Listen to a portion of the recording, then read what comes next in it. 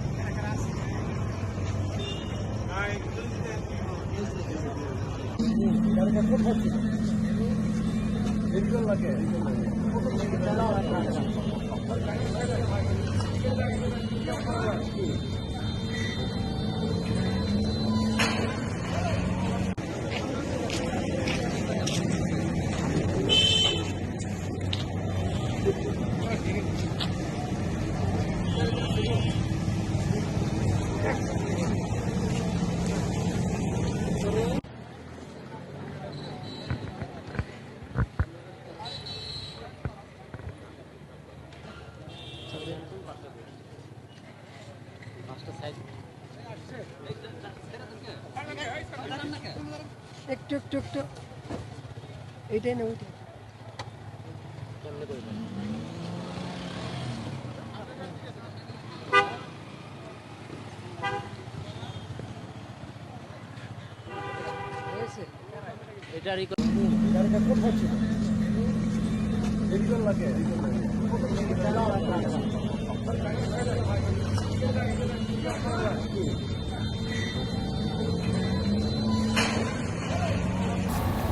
উনি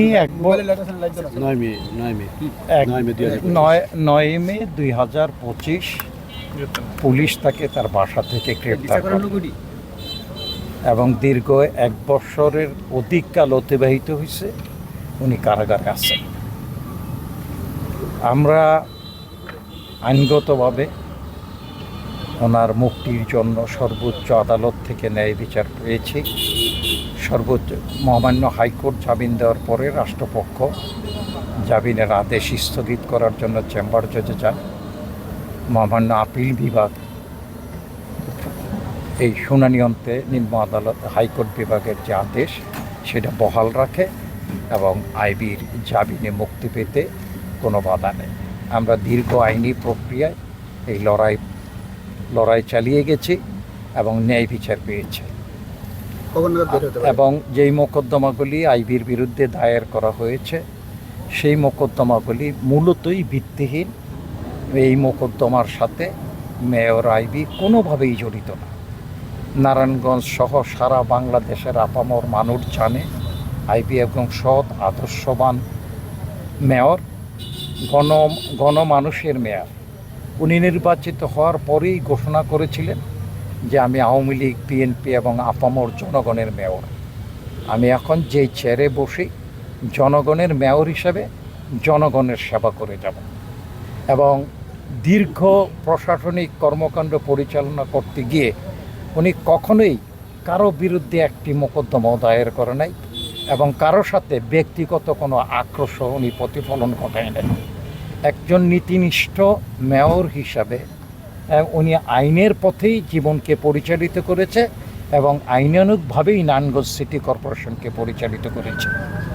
এই যে মামলাগুলি দায়ের করা হয়েছে তার বিরুদ্ধে, এগুলি মূলত ভিত্তিহীন মোকদ্দমা, যার কোনোটার সাথেই মেয়র আইবি জড়িত না। একজন মহিলা, মোরবার একজন মায়ের জাতি, আমরা দেখলাম একই দিনে একই সময় একই বিষয়ে ফতুল্লা থানায় একটা হত্যা মামলার তারা আসামি করা হয়েছে, আবার সিদ্ধিরগঞ্জ থানায়ও একটা হত্যা মামলার আসামি করা হয়েছে। সময় এবং দিন, তারিখ এক। এইটা কোনোভাবেই এটা সম্ভব না। এই যে ভিত্তিহীন মিথ্যা মোকদ্দমা, এই মোকদ্দমা দায়ের করে তাকে জেল হাজতে আবদ্ধ করা হয়েছিল। আমরা আইনানুগ লড়াইয়ে উচ্চ আদালত থেকে ন্যায় বিচার পেয়েছি। আমাদের মহামান্য উচ্চ আদালতে ব্যারিস্টার সারা হোসেন এবং মোতাহার হোসেন সাজু, সিদ্দিকুর রহমান সহ অনেক আইনজীবী, মানবতাবাদী আইনজীবী, গণতান্ত্রিক আইনজীবী মেয়র এবং নারায়ণগঞ্জে যারা লড়াই করেছে, অ্যাডভোকেট মাহবুর রহমান মাসুম, অ্যাডভোকেট জিয়াউল ইসলাম কাজল, জাহিদুল হক দীপু, শাহিন মাহমুদ সহ অসংখ্য আইনজীবী, তারা নিজেদের বিনা পরিশ্রমে বিনা ফিয়ে সেখানে আইনানুগভাবে আমরা তার মুক্তির জন্য আমরা পরিচয়টা বলতেন। যে আমি অ্যাডভোকেট আওলাদ, আমি মেয়র আইবির একজন নিয়োজিত আইনজীবী।